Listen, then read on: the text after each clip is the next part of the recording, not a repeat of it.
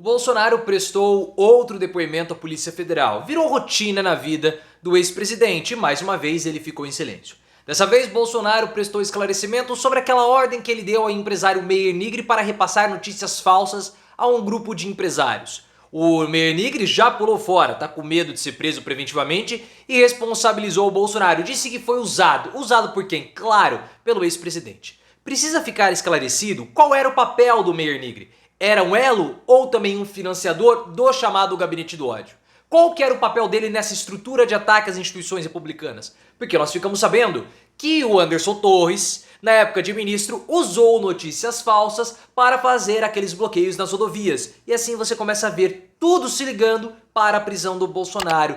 Coloque nos comentários, Bolsonaro tremeu mais uma vez? O que você tem achado de tantos depoimentos do Bolsonaro? Você tem curtido essa situação dele? Então deixe seu like e se inscreva no canal. Como vocês devem se lembrar, o Bolsonaro ele está sendo acusado de ter ordenado que o empresário Meir Nigri, que é dono daquele grupo Tecnisa, repassasse notícias falsas para um grupo de empresários. Eu peço perdão porque eu bati aqui no tripé. Essas mensagens foram encontradas no celular do Meir Nigri, por conta daquela reportagem do Guilherme Amado, que havia um grupo de empresários discutindo compra de votos e a possibilidade de dar ali uma intervenção ou um golpe de Estado. Alguns empresários foram absolvidos, as ações foram arquivadas, mas 2 empresários permanecem investigados.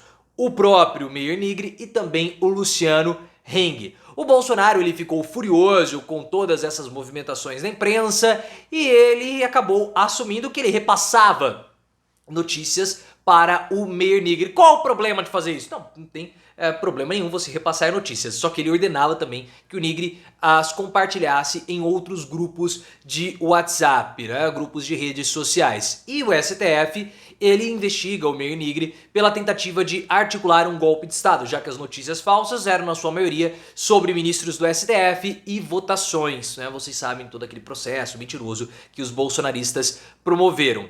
O Bolsonaro, por conta disso, teve que prestar mais um depoimento.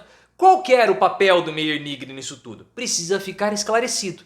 E mais uma vez, o Bolsonaro optou pelo silêncio. Ele não respondeu nenhuma pergunta da Polícia Federal, ele que já está íntimo do pessoal, acho que ele deve dormir lá na sede da Polícia Federal, numa prisão, numa cela mesmo. Aproveitar que ele já está indo há muito tempo lá e que ele fique lá preso, de modo até preventivo já, que fique lá. Só que aí ele não falou absolutamente nada e as perguntas que ele deveria responder, ele respondeu tudo em um depoimento por escrito, ou seja, arregou mais uma vez. Só que ele conversou previamente com os jornalistas, uma conversa até rápida. Ele disse que as notícias, reportagens que ele passava para o Meir Nigri eram, na sua maioria, notícias da imprensa. Aí tem uma questão. Qual imprensa o Bolsonaro está falando? A mídia tradicional ou a mídia bolsonarista ou até mesmo a imprensa alternativa? E se a maioria eram notícias da imprensa, o que não era a maioria? Ou seja, qual o conteúdo menor, qual a minoria que ele compartilhava com o Meir Nigri? Isso precisa ficar esclarecido. E aí começa a vir o problema para o Bolsonaro, porque nós sabemos que o Alexandre de Moraes ele quer verificar a existência de uma estrutura de ataque institucional. E nós sabemos que quando você tem uma estrutura ou uma organização de ataque institucional, que o Bolsonaro é supostamente o chefe, você tem diversos agentes. Um desses agentes era alguns canais de comunicação ou meios de comunicação, como a Jovem Pan.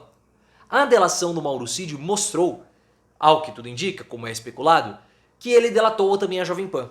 A Jovem Pan ela recebia briefings. O que são briefings? São indicações, explicações sobre pautas, sobre temas do governo Bolsonaro. Então a Jovem Pan pegava essas informações do governo, esses direcionamentos do governo, e os seus comentaristas acabavam por falar algo do governo positivo, endossando posições do governo ou criticando posições contrárias ao governo feitas pela oposição. Além de, supostamente, receber patrocínio para falar bem do governo.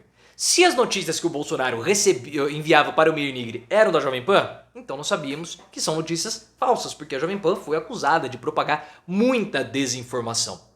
E esse era um núcleo de ataque as instituições republicanas, porque nós tínhamos vários núcleos de atuação dessa organização criminosa. Nós tínhamos o núcleo do Mauro Cid para venda das joias e outros, como no caso também o Gabinete do Ódio para promover notícias falsas. Qual era o papel do Meir Nigri nisso tudo? Precisa ficar esclarecido. Porque esses núcleos de ataques, alguns eram muito caros. Por exemplo, o núcleo do Gabinete do Ódio. Ah, tinha que pagar a Jovem Pan? Não, isso vinha com dinheiro da Secom, dinheiro de propaganda do governo. Isso era dinheiro público. Mas a manutenção da estrutura do Gabinete do Ódio, isso era caro.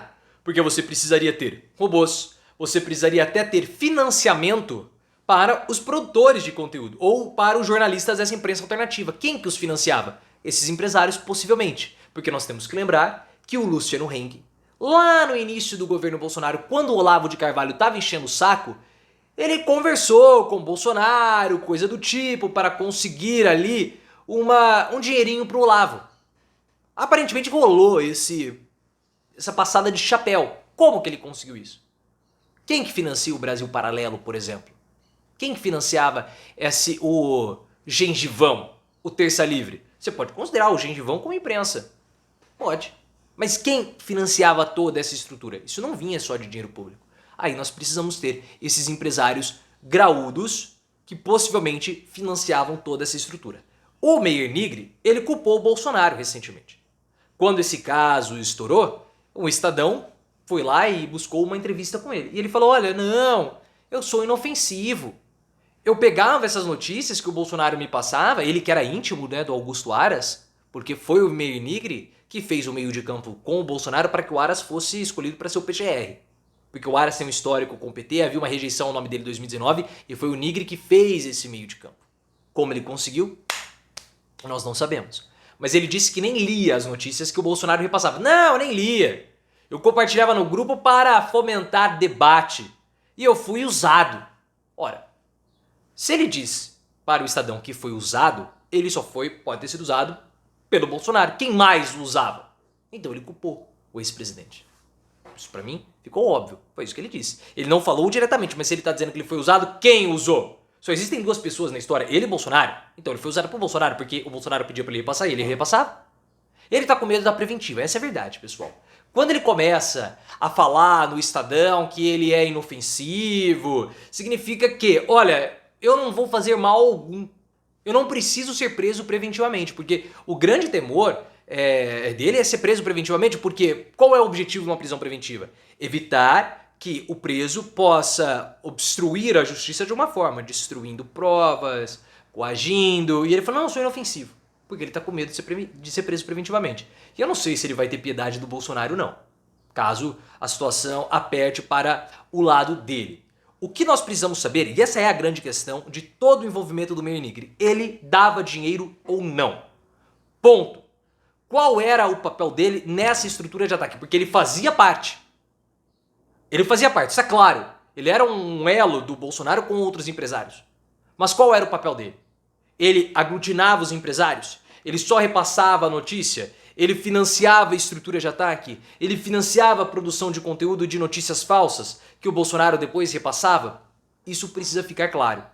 E isso é o mais grave de tudo. Não é que ele repassava notícia falsa, mas sim se ele recebia financiamento.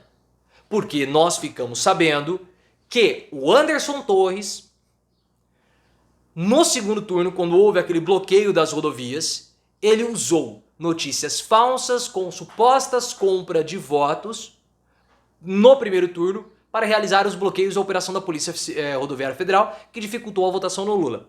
Só que o TSE e o STF já estão trabalhando para mostrar que essa tese é frágil ou fajuta, porque você tem compra de votos em eleições municipais, não em eleições gerais, porque na eleição geral, como você vai influenciar o resultado de uma eleição comprando voto? Não dá, é muito difícil isso. Só que toda a operação da Polícia Rodoviária Federal foi baseada em notícias falsas que vieram de onde? Porque nós não tivemos isso. Que notícia que percorreu de grandes veículos de imprensa sobre isso? Nenhum. Então é muito possível que, aí que vem a estrutura, que o Anderson Torres tenha sido alimentado por notícias feitas pelo próprio Gabinete do Ódio para embasar a operação da Polícia Rodoviária Federal. E essas notícias podem ter sido produzidas com dinheiro vindo do Meir Nigri. E aí você tem toda a estrutura. Pronto. Esse é o papel do Nigre? Foi isso? Não foi? Aí só as investigações vão dizer. Mas é mais um elemento que começa a fechar contra o Bolsonaro.